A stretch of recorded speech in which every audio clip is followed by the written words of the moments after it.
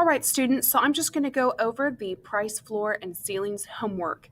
You can find this with all of the writing on it on Google Classroom.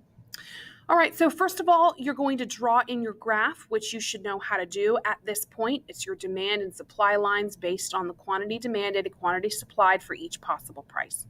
But I want you to draw your attention down here to the section where it says draw a line indicating a price floor and a price ceiling.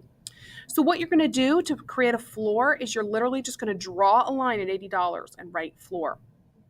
And then you're going to draw a line at $30 and write ceiling. So what is the equilibrium price on the natural market? Well, supply and demand touches at $50. So the equilibrium price is $50.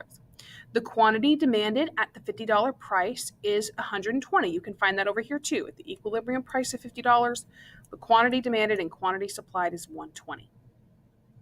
Now, if you have a price ceiling and it's $30, what's the quantity demanded? Well, at $30, the quantity demanded is 160. The quantity supplied is 60. So that's what you would have. So what do you have here? If the price is $30, if the market equilibrium price, what is this? Well, this is a shortage. So you have a shortage of how much? A shortage of 100. Why? Because 160 minus 60 is 100. Okay, so it's a shortage of 100. Now, if you have a price floor, what's the quantity demanded? So at $80, the quantity demanded is 60. The quantity supplied is 200. So you would write that in your blanks. There's a surplus of 140 quantity. Okay, and that's taken by 200 minus 60. All right, so who gains from the price floor? In other words, who is this good for? Are high prices good for consumers? No, consumers don't like high prices. High prices are good for suppliers. Now, who gains from a price ceiling? Well, businesses don't like low prices. Demanders like low prices. So the ceiling, the consumers gain from a price ceiling. Okay, so let's look at this. A group says that the necessities such as food and housing should be controlled by the government. In other words, this is a price ceiling. They're saying that the government should keep the price low to create a shortage. Okay? Well, if there's a shortage, that means that people will buy lots and lots of these necessities. There's going to be lots of demand, but there's going to be very little supplied. Okay, and then there's an explanation right there. So you're going to draw a graph of basic demand, supply, draw in a ceiling, and then you're going to show that the price wants to go up, but it can't. The ceiling is keeping it low.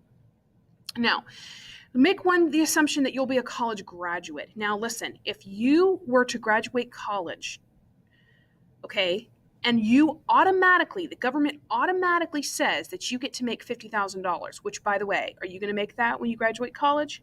No. That's a lot of money for a brand new college graduate, okay? So you're saying, okay, what is this? This is a floor. It's keeping the price of college graduate labor extremely high. It's a minimum wage that keeps it high. Now, in this scenario, who is the supplier? Well, the people are. This is the people. This is you and I. I'm going to draw a little person here, okay? This is the people. We are the suppliers. We're the suppliers. Who are the demanders? The companies are the demanders in this situation, okay? Because we supply labor and the companies buy labor from us.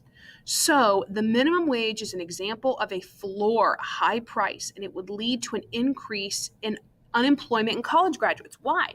Because nobody would want to hire you. It's too expensive. There would be an increase, or there would be an incentive for people to become college graduates. I mean, of course, everyone would go become a college graduate to get the high labor price, but the higher than market value for laborers would cause an excess supply and lead to a surplus. This is what would happen right here. There would be this surplus, okay, between the suppliers and the demanders. All right. So it would be positive for the suppliers, the workers, but it would be negative for the demanders, who in this instance would be the employers. Okay, I hope this makes sense, and I hope you can understand how the government interferes with pricing using floors and ceilings.